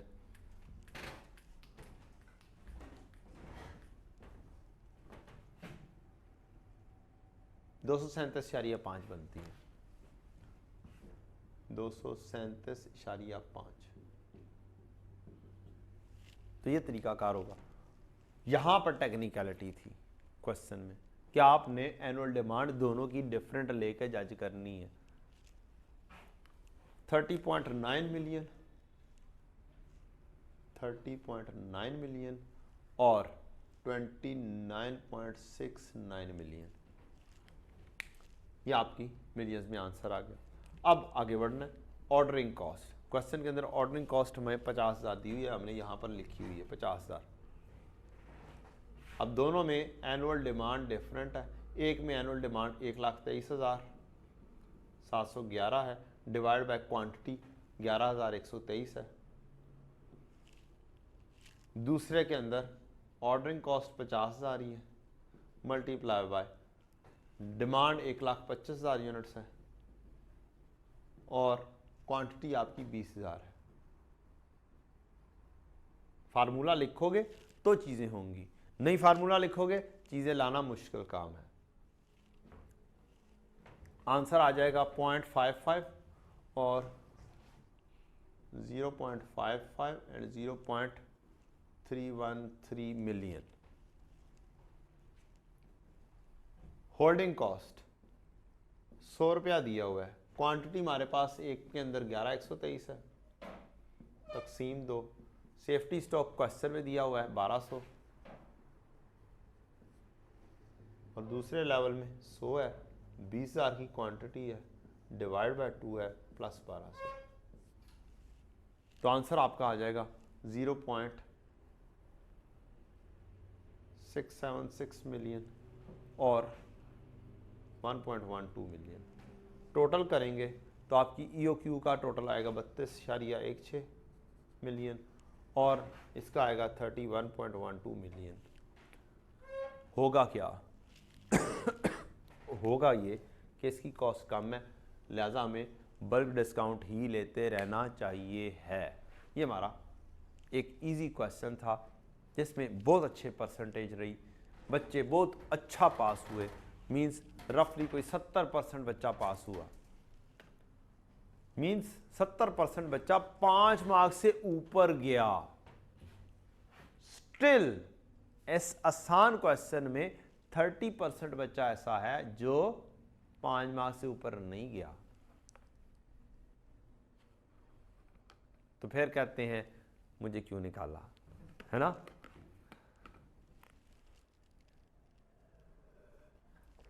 मेरा पेपर तो बहुत अच्छा हुआ था, ये हो गया था, वो हो गया था। इसके कमेंट्स भी पढ़ें कि एग्जामिनर क्या कहता है। एग्जामिनर कहता है कि बच्चे अच्छे पास तो हुए हैं लेकिन स्टिल बहुत सारे बच्चों ने गलतियां की हैं मुख्तलिफ़ किस्म की। और मज़े की बात है ये भी क्वेश्चन रेप्लिका तकरीबन था अरोमा हर्ब्स स्प्रिंग 2017 का। तो इससे क्या चीज़ पता चली? ऑटम 22 में 3 कम से कम क्वेश्चन ऐसे थे जो रेप्लिका थे, उस जैसे पहले से पूछे जा चुके हुए थे। वैसे तो बहुत सारा पेपर था पूछे जा चुके हुए थे। इससे पता चला कि एक तो स्टडी टेक्स्ट की एग्जाम्पल्स लाजमी करें, चाहे पढ़ लो, लेकिन शॉर्ट ही लेकर आओ कि कोई कॉन्सेप्ट मिस ना हो जाए। पढ़ लो नो प्रॉब्लम, करने का टाइम नहीं है, पढ़ने का टाइम है। क्या होगा? आप क्या कर नहीं सकते हैं, अच्छा ये क्यों कैसे आया कैसे नहीं आया, अच्छा ये वाला क्वेश्चन अगर आप पढ़ने बैठें, सोल्यूशन आपके पास मौजूद हो, तो आप दिमाग में ला सकते हैं आपने क्या क्या कुछ स्टेप्स करने हैं। मसलन कैलकुलेटर पास रखें कि मैं क्वांटिटी मालूम करूंगा, एनुअल डिमांड मालूम करूंगा और वो ये निकलेगी, फिर मैं एनुअल डिमांड मालूम करूंगा और वो ये निकलेगी, और मैं एनुअल डिमांड को ही प्राइस से मल्टीप्लाई करूंगा और मैं प्राइस कैलकुलेट करूंगा। कैलकुलेटर पे सोचा कि यार प्राइस डिस्काउंटेड वाले के ऊपर कौन सी लगानी है, वो 237 निकलनी चाहिए, तो वो लगाऊंगा, फिर सोल्यूशन से मैच कर लें। जहां पे फंस रहे हो मसलन ये गलती की, उसको लर्न कर लिया। तो ये फास्ट वे आउट में पास पेपर्स को कंप्लीटनेस इंश्योर करें। जो मुश्किल क्वेश्चन लगे उसको कर लो, जो आसान लगे वो निकल गए ऐसे ही। तो होगा क्या? एक चैप्टर में 10 पास पेपर हैं, 5 निकल जाएंगे, 6 निकल जाएंगे, 4 मुश्किल रह जाएंगे, वो कर लेना, लेकिन कम से कम कंप्लीटनेस इंश्योर तो हो जाएगी। ये वैरायटी से तो गुजर जाओगे ना। 70% बच्चा पास हुआ। Transit losses was not consider in the computation of annual requirement. ये 1,20,000 लिख दिया होगा, मैंने पहले कहा था बच्चों ने ये किया होगा। जल्दी एनुअल डिमांड तो नजर आ रही है, हो गया 1,20,000। तो जहां पर लॉसेस आ जाते हैं, रुको जरा, ठहरो, तमुल से। Purchase cost was computed by multiplying order size with the purchase cost instead of annual requirement. ये बच्चों की बचपन से लेकर, मैं ये वाला कमेंट मेरा ख्याल है जब मैंने सीए कर रहा था और मैंने ये ईओक्यू पढ़ा था ना, तब भी ये वाला कमेंट आया करता था। इसलिए मैं तो अपने स्टूडेंट्स को बोलता हूं कि जनाब आपने फार्मूला लिखना है D into price, annual demand into price लिखोगे, गलती नहीं करोगे, फिर इधर से मल्टीप्लीकेशन नहीं होगी। अदरवाइज बहुत सारे बच्चे इधर से उठाया मल्टीप्लाई कर, इधर से उठाया मल्टीप्लाई कर दिया, ये वाला स्टेप ही गलत हो गया। Safety stock was not included in computation of holding cost. ऐथे सेफ्टी स्टॉक नहीं लिखा, तो फार्मूलाज लिखो होल्डिंग कॉस्ट के। ये शॉर्ट्स यूज कर लो, THC यूज कर लो, TOC यूज कर लो, फार्मूला लिखो। शॉर्ट्स में फार्मूला लिखना आना चाहिए। बच्चे लंबे लंबे फार्मूला लिख रहे होते हैं, ये वाला 2 into ordering cost per order into annual demand divided by holding cost per unit per annum लिख रहे होते हैं। ना लिखो यार, तुम्हारी मेहरबानी। ये जो फार्मूला है ये स्टडी टेक्स्ट में भी मौजूद है, इंटरनेशनली भी मौजूद है, इंटरनेशनली बुक्स में भी मौजूद है। ये ओ जो छोटा है ये पर ऑर्डर को ज़ाहिर करता है, ये एच जो छोटा है ये पर को जाहिर करता है, holding cost per unit per annum को जाहिर करता है, और ये जो कैपिटल में लिखे हुए हैं ये टोटल को जाहिर कर रहे हैं। ये मैंने शॉर्ट्स बनाए हुए हैं यार, टाइम नहीं होता ना पेपर में, तो जल्दी जल्दी काम करना है, इन चीज़ों के ऊपर टाइम लगाना है। फार्मूला लिखा है यहाँ पर, क्या मैंने कुछ और नहीं किया, ordering cost per order into annual demand divide by quantity, ये क्वांटिटी है, एनुअल डिमांड ये है जो ऊपर कैलकुलेट की है। तो एक चीज़ कैलकुलेट कर ली, बाकी जगहों पे वो तो क्या हो जानी है, पेस्ट हो जानी है। मैं तो यहाँ तक बच्चों को शॉर्टकट बताता हूँ कि बच्चों यहाँ पर ए लिख दो, क्या करो, ए लिख दो। जब आपकी चीज़ सेम रहनी हो, मीन्स एनुअल डिमांड सेम है, अगर एनुअल डिमांड सेम रहनी है तो फार्मूला यहां पर CO, ये चीज आ गई, आप करेंगे 50,000, एनुअल डिमांड सेम रहनी है तो डिमांड लिख दो कि जितनी है, एनुअल डिमांड मसलन 1,25,000 रहे, दोनों लेवल्स पर सेम हो तो डिवाइड बाय ए लिख दो। अब दो दो दफा वर्किंग करने की जरूरत नहीं है जब एनुअल डिमांड सेम हो। जब एनुअल डिमांड ही फर्क आ रही है फिर वर्किंग लिखना जरूरी हो जाती है।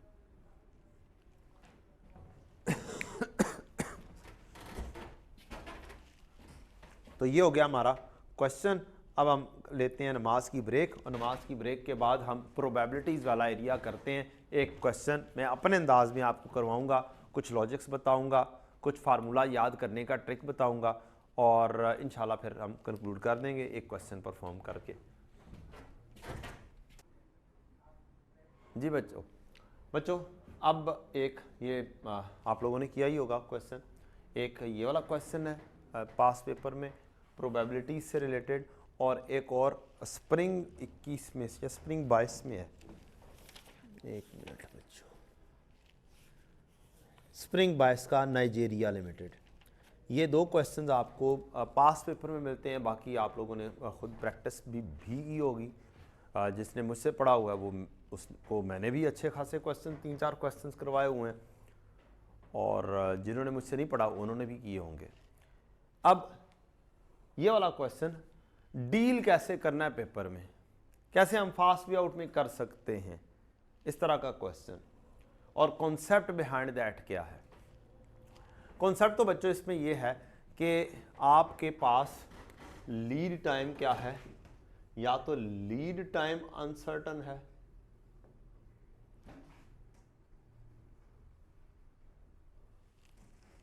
और यूजेज सर्टन है, या इसके उलट है कि लीड टाइम सर्टन है, उसके अंदर नहीं प्रॉब्लम है, आपका usage during lead time uncertain है। Whatsoever the situation is, one situation and two situation, दोनों का तरीकाकार सेम है काम करने का। क्वेश्चन पढ़ते हैं, फिर आपको अपना तरीकाकार मैं सिखा देता हूं और थोड़ा सा इसका कॉन्सेप्ट भी सिखा देता हूं। डिटेल कॉन्सेप्ट तो रेगुलर क्लासेस में ही होता है, बस थोड़ा सा क्वेश्चन। अब हम सेफ्टी स्टॉक मेंटेन करते हैं क्योंकि कोई ना कोई अनसर्टनिटी आ रही है। हम ऑर्डर देते हैं, रीऑर्डर लेवल हमने सेट किया हुआ है। अब जब ऑर्डर दे दिया तो एक केस कि आपको यहाँ पे ऑर्डर देकर आपको इतना अरसे बाद, यहाँ पे आपने ऑर्डर दिया है, आपको इतने अरसे बाद यहाँ पर क्वांटिटी मिल जानी है।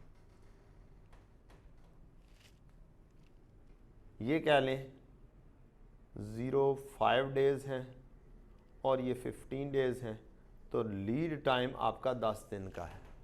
अब इस 10 दिन के अंदर यूजेज का नहीं पता, हो सकता है आपकी यूजेज ये हो, बहुत कम यूजेज, हो सकता है आपकी यूजेज ये हो कि आप स्टॉक आउट हो जाएं, हो सकता है आपकी यूजेज इस लेवल पर जा रही हो, मीन्स थोड़ा बहुत आपका पास स्टॉक पड़ा हुआ है, और कहीं पे आप स्टॉक आउट भी हो चुके हों। तो इस तरह की मुख्तलिफ सिचुएशन हो सकती है किस केस के अंदर, जब आपका लीड टाइम तो सर्टन हो गया, यूजेज अनसर्टन है। यूजेज ड्यूरिंग लीड टाइम क्या है, वो अनसर्टन है। तो इसी तरह से इसके कॉन्ट्रेरी भी है। तो अब इसके अंदर जो दो किस्म के खर्चे हैं वो ये हैं कि अगर मैं सेफ्टी स्टॉक बढ़ा लेता हूं तो होगा क्या, मेरा स्टॉक आउट होने के चांसेस क्या हो जाएंगे, कम हो जाएंगे। और अगर मैं सेफ्टी स्टॉक कम कर लेता हूं तो स्टॉक आउट होने के चांसेस बढ़ जाएंगे। अब इन दोनों खर्चों के दरमियान में हमें क्या करना है, बैलेंस करना है। अच्छा, अब जो खर्चे हैं, आप सेफ्टी स्टॉक का खर्चा आप लेंगे कि आपका सेफ्टी स्टॉक की होल्डिंग कॉस्ट क्या है। डेफिनेटली ज़्यादा करेंगे तो ज़्यादा बढ़ जाएगी होल्डिंग कॉस्ट। उसका फार्मूला हो जाएगा holding cost per unit per annum into safety stock. और दूसरा है स्टॉक आउट कॉस्ट एनुअली, ये भी एनुअल है, पर यूनिट पर एनम, तो मल्टीप्लाई किया तो पूरे साल का हो गया। Average cost per unit per annum, तो ये पूरे साल का हो गया। स्टॉक आउट कॉस्ट है, ये भी पूरे साल की लेनी है, देखनी है। अब इसके अंदर ओ आ रहा है, एक ऑर्डरिंग कॉस्ट में भी ओ आता है, तो मैंने उससे ही एक फार्मूला बनाया हुआ है। कॉस्ट ऑफ स्टॉक आउट होगा एक ऑर्डर का। अब होता क्या है, आपका ये एक ऑर्डर गया, उस ऑर्डर में स्टॉक आउट होने के चांसेस हैं। आपके पास क्वांटिटी आ जाएगी, जहां पर भी आई आपके पास दोबारा से क्वांटिटी आई, वंस अगेन ऑर्डर आएगा, उसके अंदर रीऑर्डर लेवल पे पहुंचेगा, फिर से यही चीजें, चांसेस यही होंगे। तो इसका मतलब है साल में जितनी ऑर्डर्स हैं उतनी दफा स्टॉक आउट होने के चांसेस हैं। एक चीज, साल में जितने ऑर्डर हैं, साल में जितनी दफा ऑर्डर आना है उतनी दफा स्टॉक आउट होने के चांसेस भी हैं।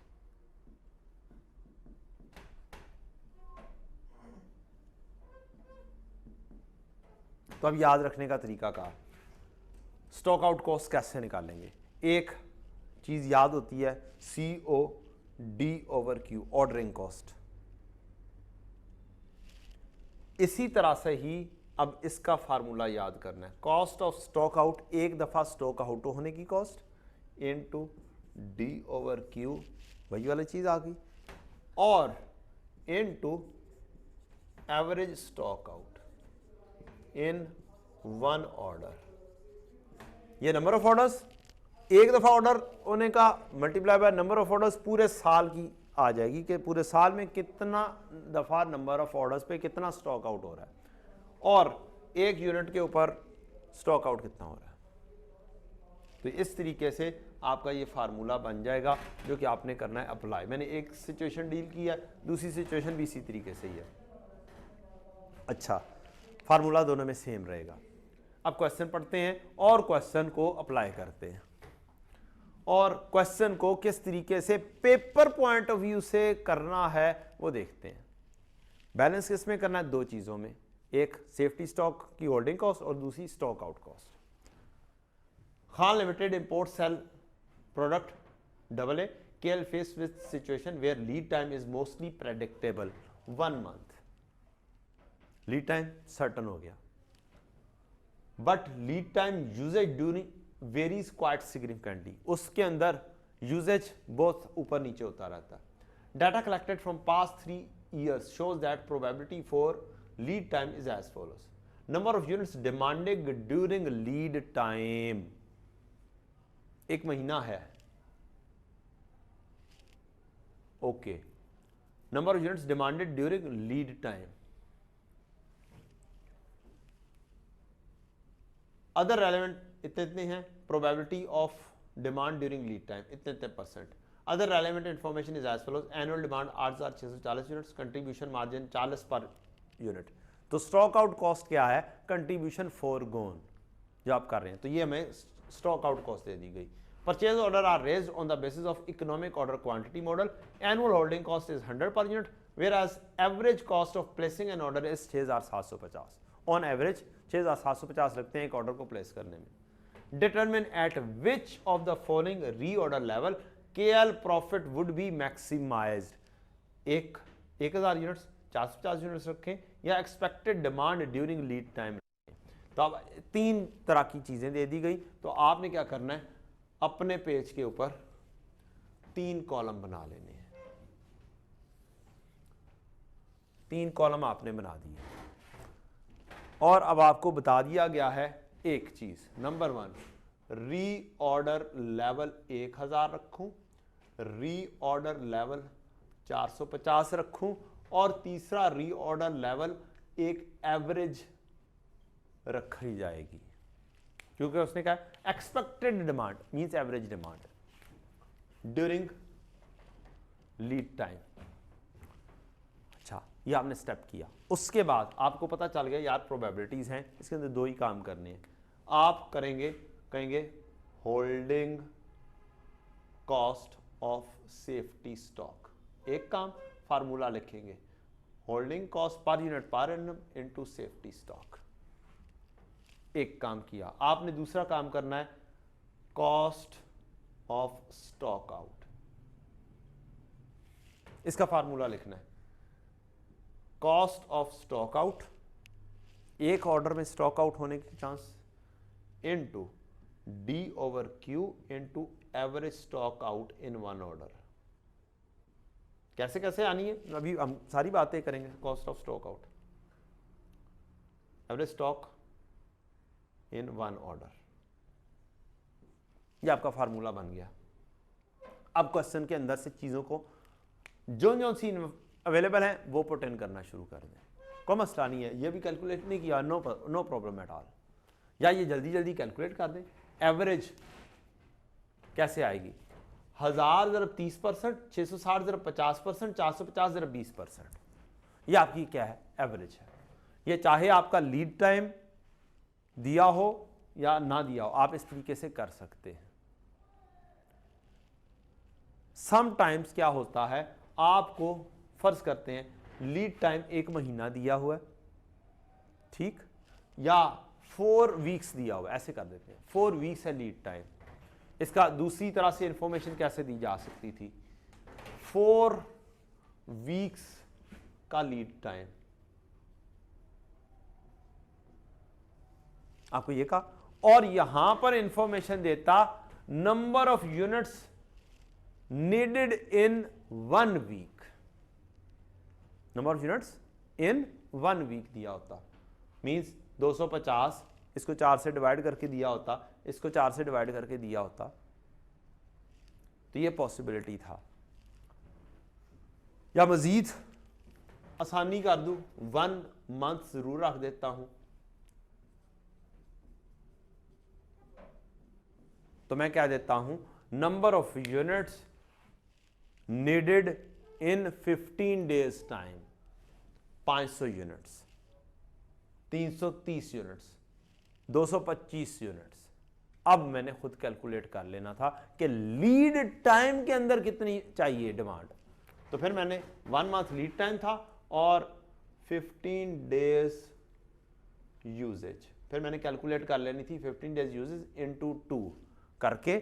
मैंने क्या करना था कि यूजेज ड्यूरिंग लीड टाइम कितनी आती है, तो ये ज़रूर आपने ख्याल रखना है, यूजेज ड्यूरिंग लीड टाइम चाहिए आपको. तो आपको 15 दिन का 500 ज़रब 2000 पे पहुंचना था, फिर 330 ज़रब 2 660 यूनिट्स पे पहुंचना था, 225 ज़रब 2 450 यूनिट्स पे पहुंचना था. इस तरीके से पॉसिबिलिटी थी कि आप कैलकुलेट करते. प्रोबेबिलिटी 30 50 20 है, इनको मल्टीप्लाई कर दें, 30%, 50%, 20% से, और इनका शॉर्टकट है 1000 ज़रब 30% प्लस 660 ज़रब 50% प्लस 450 ज़रब 20%. इस तरीके से लिख दें और एक average usage during lead time मालूम कर दें। वो आपकी आ जाएगी बेटा जी, एवरेज यूजेज 720 आ जाती है। तो ये मेरे पास रीऑर्डर लेवल 720 का आ गया। अब क्वेश्चन में मैं क्या करता हूं, मुझे इंफॉर्मेशन मिल गई एवरेज यूजेज कितनी है, मैंने वो कर दिया। अब क्वेश्चन को उठाना शुरू करें। Contribution margin is 40 per unit. 3 मुख्तलिफ लेवल्स पर काम करना है और 40 पर यूनिट आपका कंट्रीब्यूशन मार्जिन है। Means cost of stock out आपका एक यूनिट का वो आ जाता है 40 रुपया। आप कहेंगे पहले हिस्से में भी 40, दूसरे में भी 40, तीसरे में भी 40, आपका कॉस्ट ऑफ स्टॉक आउट पूरा हो गया। मैं यहाँ पर लिख देता हूँ formula, cost of stock out into D over Q into average stock out. Annual demand मेरे पास मौजूद है 8640। क्वांटिटी मेरे पास अवेलेबल नहीं है, वो मुझे मालूम करनी है इकोनॉमिक ऑर्डर क्वांटिटी। तो डिमांड मेरे पास मौजूद है 8640। मैं कहता हूं 8640 तो मेरे पास मौजूद है 8640 डिमांड, 8640 डिमांड, 8640 डिमांड। अब मैंने क्यू मालूम करना है, एक एक चीज करके क्या करते चले, मालूम करते चले जाए। इसी तरह से यहां पे फार्मूला है holding cost into safety stock.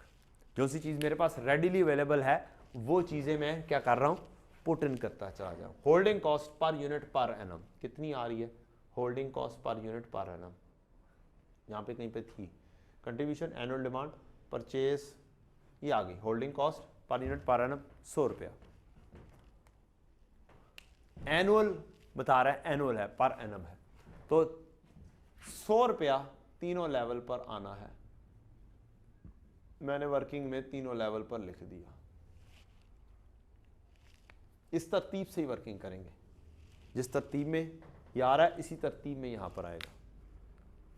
मैं इसको कह सकता हूं ए बी सी ले जा, ए बी सी की वर्किंग, ए बी और सी की वर्किंग, क्रॉस रेफर हो गया। अब मुझे काम है कि मैं क्वांटिटी पे काम करूं। फार्मूला लिखेंगे, आपका काम खुद ब खुद निकल कर आएगा कि अब आपको काम किस चीज पर करना है। चलें, तो अब आपका आसान काम है कि आप क्वांटिटी पर काम कर दें, ईओक्यू के ऊपर काम कर देते हैं। तो आप क्या करेंगे, इकोनॉमिक ऑर्डर क्वांटिटी का फार्मूला लिखेंगे 2COD over CH, 2 into ordering cost per order, ordering cost per order, purchase order are raised on this is annual holding cost, so pricing order 6750, 6750, 6750। Demand, annual demand मेरी 8640 divide by holding cost per unit per annum 100 रुपया। ये आप लिखेंगे, आपके पास EOQ calculate होके आ जाएगी, जो कि बनती है आपकी इन इकोनॉमिक ऑर्डर क्वांटिटी 1080, 1080। या आई आपने यहां पर 1080 लिख दिया, या इसको अलहदा से डी ओवर क्यू को अलहदा से कर लें और यहां पर नंबर ऑफ ऑर्डर्स लिख दें, कोई फर्क नहीं पड़ता। 1080। अब क्या, किस पे काम रह गया, अब मेरा बस 2 चीजों पर काम रह गया, average stock out cost, average stock out in one order, और सेफ्टी स्टॉक। सेफ्टी स्टॉक का काम जल्दी हो जाएगा, बड़ी जल्दी हो जाएगा। पहले सेफ्टी स्टॉक का काम करें। सेफ्टी स्टॉक का फार्मूला लिखें, reorder level minus average usage in average lead time, average usage into average lead time. Average usage in average lead time तो अभी निकाल लिया ना, ये जनाब मजे की बात। तो अब ए बी और सी जो लेवल का लिखे हैं उन लेवल पर, पहले लेवल पर रीऑर्डर लेवल है 1000, दूसरे बी के ऊपर है 450, तीसरे के ऊपर है 720 minus average usage. Average usage आपका 720, ये कैलकुलेटेड हुआ है 720 और 720। अब इसका कॉन्सेप्ट समझें। बी में तो नेगेटिव आ रहा है सर, जनाब नेगेटिव क्या आना है, स्टॉक आउट आप नहीं निकाल रहे, आप सेफ्टी स्टॉक निकाल रहे हैं कि सेफ्टी स्टॉक कितना रखा होगा। ठीक है, रीऑर्डर लेवल मैंने अगर रखा है 450 यूनिट्स और लीड टाइम के अंदर मेरा यूजेज 750 है, तो जब मेरे 720 है तो मैं सेफ्टी स्टॉक तो रखा ही कुछ नहीं हुआ, जीरो रखा हुआ है मैंने। सेफ्टी स्टॉक नहीं रखा हुआ तभी तो काम गड़बड़ है। ऑन अदर हैंड मेरा रीऑर्डर लेवल 1000 था, 1000 रीऑर्डर लेवल था, इसको मैंने यूज शुरू किया, 720 यूज हुआ तो मेरा सेफ्टी स्टॉक निकल आया 280। यहां पर मेरे पास 280 कैलकुलेट हो रहा है, यहां पर भी जीरो जाएगा, यहां पर भी जीरो जाएगा। भले ये माइनस में आंसर आ रहा है, आप कुछ नहीं करेंगे। उसकी रीजन कि सेफ्टी स्टॉक ढूंढ रहे हो, सेफ्टी स्टॉक नहीं आएगा। इसको आप अगर लिखना चाहें तो लिख लें, reorder level minus average usage only if safety stock only if reorder level greater than average usage in average lead time, तब होगा, अदरवाइज नहीं होगा।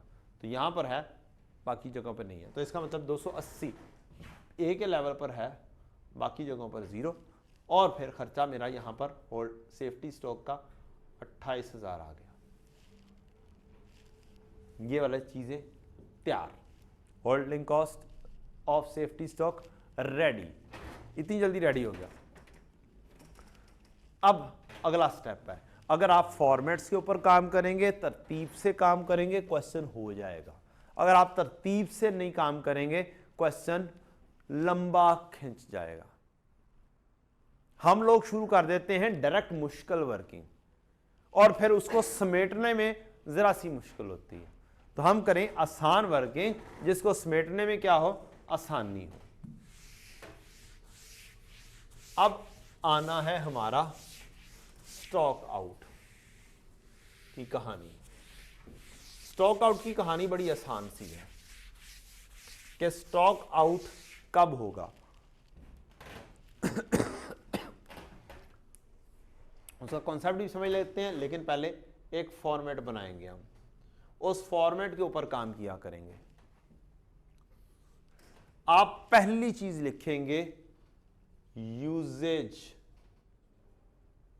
ड्यूरिंग लीड टाइम, जो मैंने थोड़ी देर पहले बात बताई थी कि 2 वीक्स 4 वीक्स की, और आपको यहां पर दिया हुआ 1 वीक का काम, तो आपने यूजेज ड्यूरिंग लीड टाइम बनाना है, फिर बनाना पड़ेगा। अब इस क्वेश्चन में गिवन है, जितने प्रोबेबिलिटीज दी हैं उतने लेवल्स लिखे जाएंगे।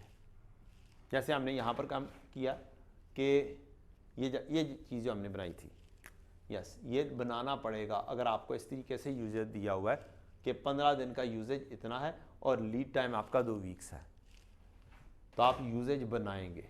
अब यूजेज ड्यूरिंग लीड टाइम आपने लिखना है, या यहां पर वर्किंग करेंगे 500 ज़रब 2, 330 ज़रब 2, 225 ज़रब 2, तो 660 और 450।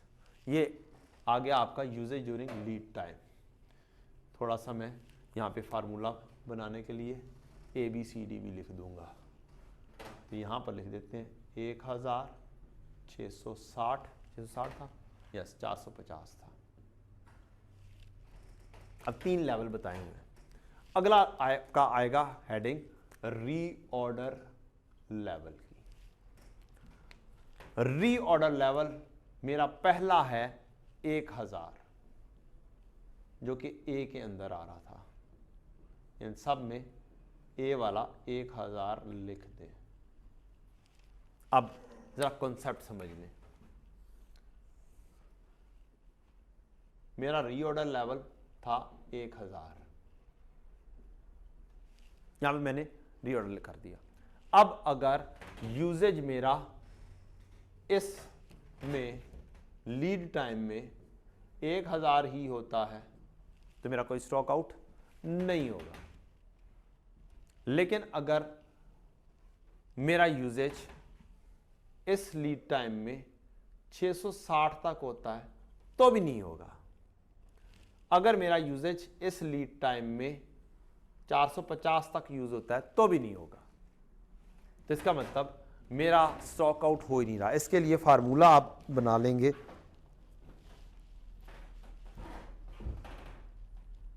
हाँ, स्टॉक आउट आप बनाएंगे, इसको बोलेंगे ए नहीं बोल देते तो अगर वो पहले ABC लिखा हुआ है तो यहां पर ए नहीं बोले, यहां पर जे बोल दें, इसको के बोल दें, जे माइनस के। इफ जे ग्रेटर देन के, ये भी लिखना चाहे लिख लें, अदरवाइज जे माइनस के। 1000 में से 1000 गए 0, 660 में से 1000 गए, नेगेटिव में नहीं आना। इफ ए ग्रेटर देन के, स्टॉक आउट नहीं होगा। अगर मेरा यूजेज कम है, रीऑर्डर लेवल ज़्यादा है, तो स्टॉक आउट होने के चांसेस नहीं है। ये मैंने कॉन्सेप्ट आपको बताया कि 1000 रीऑर्डर लेवल है, उसके अंदर यूजेज अगर 450 यूनिट्स हुआ है तो कोई स्टॉक आउट नहीं। अगर 720 हुआ है तो भी कोई स्टॉक आउट नहीं। अगर 1000 हो गया तो भी स्टॉक आउट नहीं हो रहा। ये अगले दूसरे लेवल के ऊपर जाएंगे तो फिर हमें सही पता चलेगा। अच्छा, स्टॉक आउट फिर यहाँ पर कोई नहीं है तो फिर एवरेज, इसके बाद अगला कॉलम आएगा प्रोबेबिलिटी का। जब है ही नहीं तो फिर एवरेज भी 0 ही होगा, काम करने की जरूरत ही नहीं है। अब अगली चीज दोबारा से लिखेंगे, हर एक के लिए लिखना है। अब बी के लिए लिख रहे होंगे 1000, 660, 450 usage during lead time, reorder level. अब बी वाला आ जाएगा, बी वाला है 450। 450। अब जरा गौर से देखें, अब मैंने रीऑर्डर लेवल सेट किया हुआ है 450 यूनिट्स। इसके बाद मेरे ड्यूरिंग लीड टाइम अगर 1000 यूनिट्स यूज हो जाते हैं, डिमांड है, तो मैं क्या करूंगा, मैं स्टॉक आउट हो जाऊंगा। मुझे 1000 यूनिट्स दरकार है, मैं क्या हो जाऊंगा, स्टॉक आउट हो जाऊंगा, मैं 0 से नीचे चला जाऊंगा। तो मेरा 1000 माइनस 450, ये बिल्कुल सही फार्मूला है। If J greater than B, अगर यूजेज ड्यूरिंग टाइम ज्यादा हो रीऑर्डर लेवल से तब करना है, अदरवाइज नहीं करना। तो ये आपका 450, ये आपका आ जाएगा 550। 660 अगर यूजेज हो तो भी 660 यहां पर ले जाएगा, स्टॉक आउट हो जाएगा। तो 660 माइनस 450 कितने होते हैं, 210। और यहां पर कोई स्टॉक आउट नहीं होगा। अब प्रोबेबिलिटीज अप्लाई करें। क्वेश्चन में प्रोबेबिलिटीज हैं 30, 50 और 20। प्रोबेबिलिटी 30%, 50% और 20%। ये अब स्टॉक आउट निकल रहा है। और 210 ज़रब 50% 110, 550 ज़रब 30% बन जाएगा 165 और टोटल हो जाएगा 270।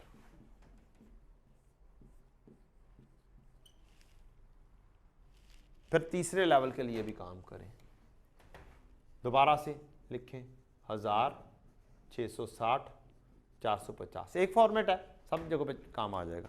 अब ये सी के लिए काम कर रहे हैं आप 720 के लिए। अब रीऑर्डर लेवल सी वाला 720 आ जाएगा।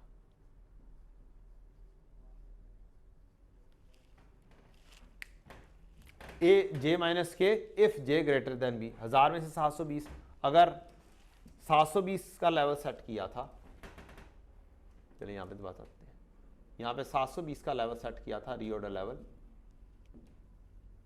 तो अगर यूजेज 1000 है तो आप स्टॉक आउट हो जाएंगे।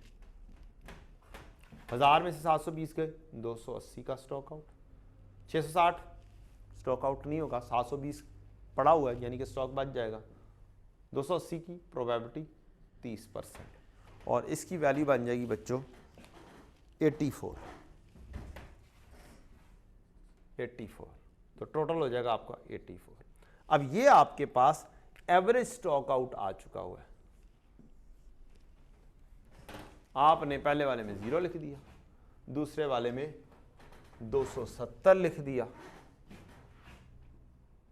और तीसरे वाले में 84 लिख दिया और आपका एवरेज स्टॉक आउट हो गया। असल में आपको काम सिर्फ और सिर्फ ज़्यादा इस जगह पे करना पड़ना है और इस लॉजिक के तहत करेंगे, इस फार्मूले के तहत करेंगे तो क्वेश्चन हो जाएगा। और फिर आपकी वैल्यूज आ जाएंगी 86,400, इसकी 0, इसकी 86,400 और इसकी आ जाती है 84 से मल्टीप्लाई करके 26,800। अब आप टोटल कॉस्ट निकाल लेंगे कि आपकी टोटल कॉस्ट कितनी बनती है। इसकी टोटल कॉस्ट 28,000 बनती है, इसकी टोटल कॉस्ट 86,400 बनती है, इसकी टोटल कॉस्ट 26,800 बनती है। लिहाजा आप फिर कंक्लूजन ड्रॉ करेंगे कि आपका रीऑर्डर लेवल एवरेज वाला 720 बेस्ट है। This is how you should perform this question. तो ये वाला क्वेश्चन है, एक दूसरा पास पेपर स्प्रिंग 22 का है, वो करें और जिस भी टीचर से आपने पढ़ा है उसने जो एक दो क्वेश्चन करवाए हुए हैं इनके अलावा वो भी करें। एक फॉर्मेट के ऊपर आ जाएंगे सुकून रहेगा, नई फॉर्मेट में आएंगे ज़रा सा काम मुश्किल हो जाएगा क्वेश्चन को डील करना, इजी मार्क्स लूज कर जाएंगे। आज के लिए इतना ही बच्चों, अस्सलाम वालेकुम।